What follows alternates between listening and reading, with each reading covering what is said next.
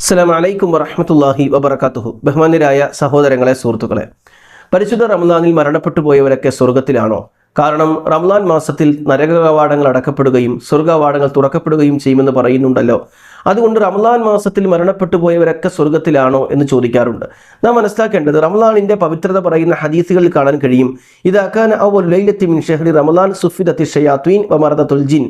റമളാന്റെ തുടക്കത്തിന്റെ രാവ് മുതൽ, റമളാന്റെ ആദ്യ രാവ് മുതൽ ഷൈത്വാനെ അള്ളാഹു ബന്ധിക്കുകയാണ്.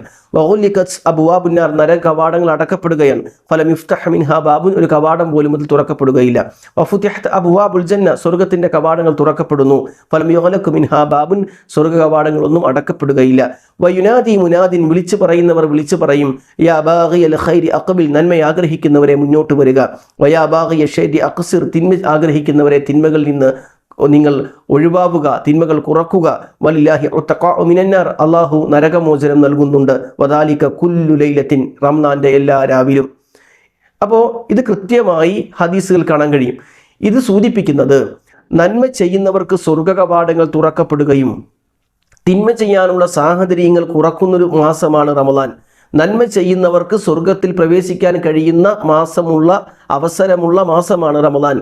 തിന്മയിൽ നിന്ന് മാറി നിൽക്കാനുള്ള അവസരം ഒരുപാട് നൽകുന്ന മാസമാണ് റമളാൻ. അതുകൊണ്ട് ആര് നന്മ ചെയ്തുവോ അവർക്കതിൻ്റെ പ്രതിഫലം അള്ളാഹു നൽകും. ആര് തിന്മയിൽ ജീവിക്കുന്നുവോ അവർക്കതിൻ്റെ ശിക്ഷയും അള്ളാഹു നൽകും. റമളാൻ മാസത്തിൽ തിന്മയിൽ മുഴുകി ജീവിക്കുന്ന ഒരാൾ മരിച്ചാൽ അതുകൊണ്ട് നരകത്തിലല്ല സ്വർഗത്തിലാണെന്ന് പറയാൻ പറ്റില്ല. അവൻ്റെ കർമ്മത്തെയും വിശ്വാസത്തെയും അവൻ്റെ അഖീദയെയും അഅ്മാലു സ്വാലിഹാത്തുകളെയും പരിഗണിച്ചാണ് സ്വർഗ നരകങ്ങൾ നിശ്ചയിക്കുന്നത്. മേൽ പറയപ്പെട്ട ഹദീസിൽ റമളാനിൻ്റെ പവിത്രത വിശദീകരിക്കുന്ന ഹദീസാണ്. ആ ഹദീസിൻ്റെ സാരാംശം, നന്മ ചെയ്ത് റമളാനിൽ നോമ്പ് പിടിക്കുന്നവർക്ക് സ്വർഗത്തിൻ്റെ കവാടങ്ങൾ തുറക്കപ്പെടും എന്ന് തന്നെയാണ്.